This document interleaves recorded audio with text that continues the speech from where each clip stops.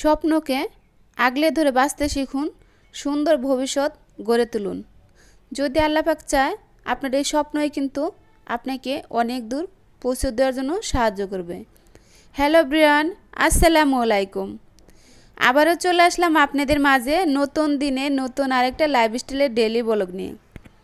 আমি নীলা বলছি গাজীপুর থেকে। ছোটো ছোটো অংশ নিয়ে ভিডিওটা সাজাইছি। আশা করি আজকের ভিডিওটা আপনাদের ভালো লাগবে।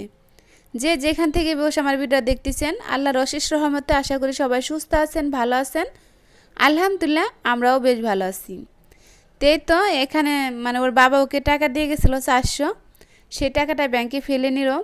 মানে টাকাটা ওর বাবা দিলে ওর নিজের হাতেই ফেলবে, কারো হাতে দিবে না ফেলতে। তো মানে ওর সাথে আমি কথা বলছিলাম, ও অনেক হাসাহাসি করছিল। ঘুম থেকে উঠেই কিন্তু মানে ক্যামেরার সামনে এসে পড়ছে। মানে এমনি অনেক সময় ঘুমায় থাকে। আজকে মানে ও দুই তিন দিন হয়েছে টাকা দেয় না ওর বাবা। এখন আজকে আগেই ঘুম থেকে উঠে সুপার বিটে উঠে বসে রয়েছে যেন টাকা দিয়ে যায়। তাই তোর বাবা চলে যাওয়ার পরে আমি ওদের জন্য মানে নাস্তা বানাচ্ছি। ওরা তো মানে এই ভাতগুলো অনেক পছন্দ করে, তেলে ভাজা ভাত। তাই তেলে ভাজা ভাতগুলোই ওকে মানে ওদেরকে দিব। তা ভাতগুলো তেলে ভেজে নিচ্ছি। এখানে শুধু কাঁচামরিচ, সামান্য একটু হলুদ আর লবণ দিয়ে ভাতগুলো তেলে ভেজে নেব। পেঁয়াজ দিলে তো সোহানে খায় না, তো এখানে পেঁয়াজ দেবো না। কারণ পেঁয়াজ দিলে কী হয় জানেন, পেঁয়াজগুলো না বেছে বেছে আবার আমার ফেলে দিতে হয়। তাই কেন কি দরকার আছে অপচয় করার জন্য? ওই পেঁয়াজটা থাকলে হয়তো আমার পরবর্তী একটা ডিম ভাজি করতে পারবো। তাই এখানে আর দিলাম না, কারণ ওরা যদি খেতে পারে তা আমার দিতে সমস্যা কি। তাই এখানে পেঁয়াজ না দিয়ে দিতে ওরা ভালো লাগে খেতে, তাই খাক। পেঁয়াজ দিলে আবার কষ্ট করে কেটে দিব, আবার ওটা বেছে বেছে ফেলে দিতে হবে। তাই না দিছি, ওইটা আমার বেঁচে গেছে, তাই না? আপনাদের সাথে আসলে সুখ দুঃখ মিলে সব কিছুই কিন্তু শেয়ার করি। আসলে কে কীভাবে নেন আমি জানি না। তো এখানে বেশ কিছু কাঁচামরিচ দিয়েছি। কাঁচামরিচগুলো কিন্তু কিছুক্ষণ রেখে পরে ফেলে দিয়েছি। তো আমি ভাতটা তেলে ভেজে রেখে আসছি, একটু ঠান্ডা হলে ওদেরকে খেতে দিব। তারপরে কিন্তু এই যে এখানে আমি সোহানের স্কুলের ড্রেসগুলো ধুয়ে নিচ্ছি। সাবান লাগিয়ে ধুয়ে নিব, কারণ একটু পাউডার দিয়ে ধুলে ধোয়া যায়। তো আমার কাছে মনে হয় বাচ্চাদের ড্রেসগুলো কিন্তু সাবান দিয়ে ধুলে বেশি ভালো হয়। তো এই পর্যায়ে আমার ভালোবাসা মানুষদেরকে একটা কথা মনে করে দিচ্ছি, যারা এখন আমার ভিডিও শুরুতে এই পর্যন্ত আসছেন, একটা লাইক দিতে ভুলে গেছেন, প্লিজ দয়া করে একটা লাইক দিয়ে দিবেন। আপনাদের ছোট্ট একটা লাইকই কিন্তু আমাকে পারবে আর বেশ কিছু মানুষের সাথে পরিচয় করে দেওয়ার জন্য, আর সামনের দিকে এগিয়ে নেওয়ার জন্য, পরে তার একটা ভিডিও বানানোর জন্য উৎসাহ তুলতে। কারণ এই কথাটা বলে আপনাদের কাছে বারবার, কারণ অনেকেই বিরক্ত হতে পারেন। কারণ অনেক আপু ভাইয়ারা আছেন কমেন্ট করতে করতে লাইক দিতে ভুলে যান। প্লিজ এই কারণে দয়া করে আপনাদের মনে করে দিচ্ছি, কেউ মাইন্ড করবেন না।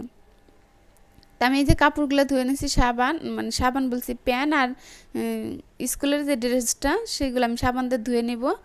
এভাবে সাবান দিয়ে ধুয়ে নিয়েছি। আর বাচ্চারা এত নোংরা করে কি বলবো। তো আমার কাপড় মানে খোলানো হয়ে গেছে, আমি বেলকুনিতে লাইরে দিব। আর ছোটো দিন না, সকাল সকালে কাজ না করলে কিন্তু সময়ের সাথে কাজের সাথে পেরে উঠতে পারি না।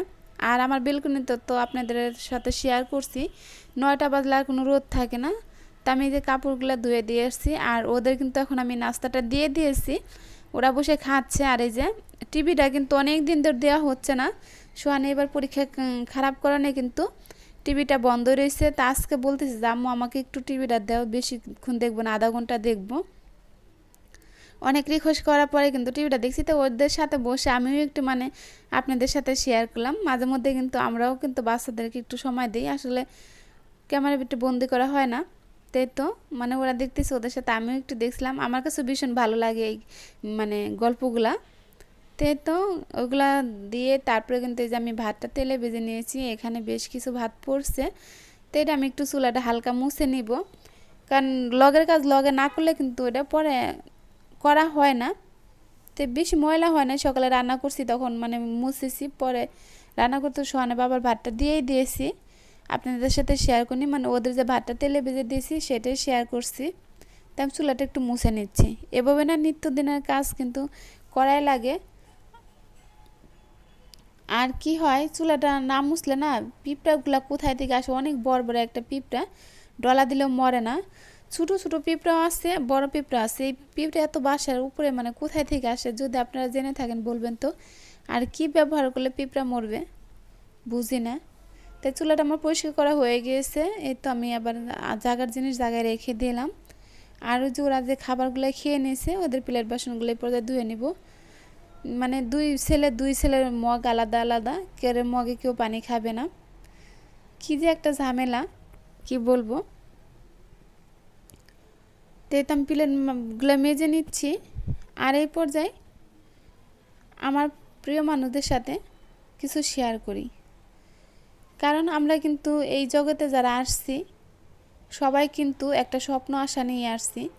তাই কিন্তু সবাই যদি সবার পাশে থাকি, তাই না, সামনে কিন্তু বেশ ভালো কিছুই করতে পারবো। আর যদি একজন হিংসা অহংকার পানা করি, তাই কিন্তু কখনকালেও সম্ভব না সামনের দিকে এগিয়ে যাওয়ার জন্য।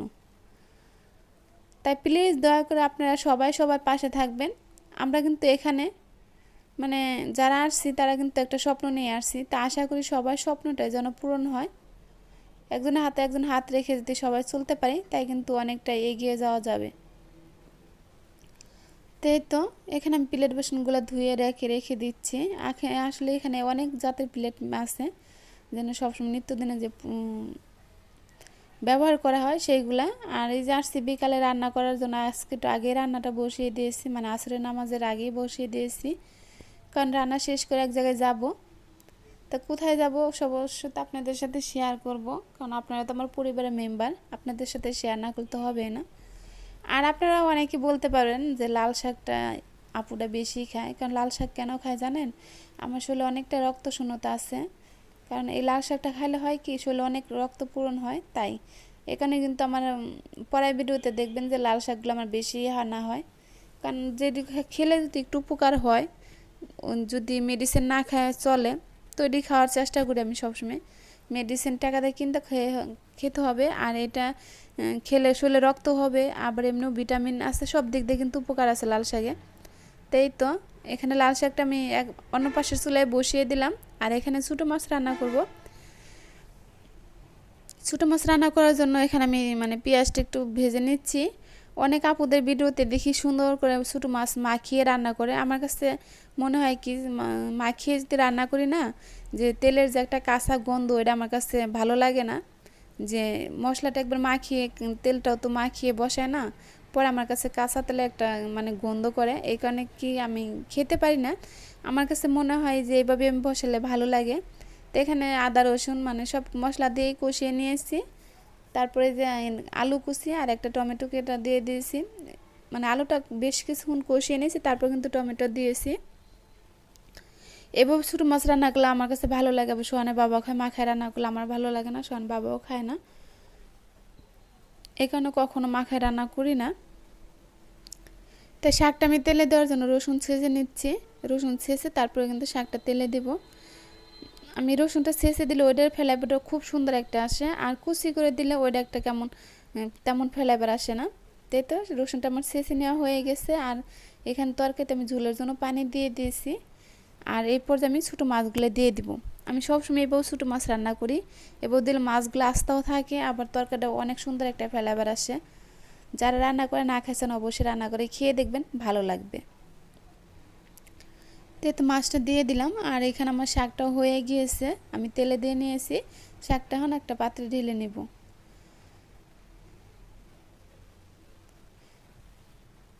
এত সুন্দর টাটকা শাক ছিল, মানে 2 মুঠা শাক নিয়ে আসছিলাম, টুক হয়েছে। তা রাতের বেলা তো আমার ভাত খাওয়া হয়েছিল না, তারপরে কিন্তু মানে সোহানের বাবা 2 বেলা খেতে পারছে, আর আমি 1 বেলায় খেয়েছি।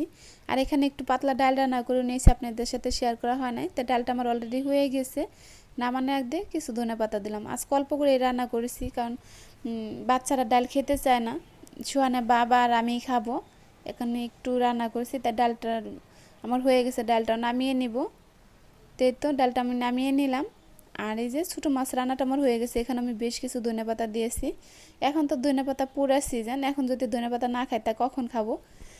আর ঢাকা সত্য ধনেপাতা মানে 12 মাসই পাওয়া যায়, সিজন আর অসিজন বোঝা যায় না, মানে অসিজনে কি কম পাওয়া যায়, সিজনে একটু বেশি পাওয়া যায়।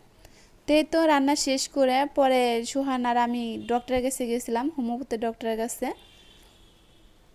তো এখানে ওষুধ নিয়ে এসে, এখানে হোমিওপ্যাথি ডক্টরের ওষুধ মানে আমারও একটু অ্যালার্জির ঠান্ডা সমস্যা আছে, সেই জন্য আনছি। সুহানেরও অ্যালার্জির সমস্যা আছে, তার জন্য ওষুধগুলো আনা।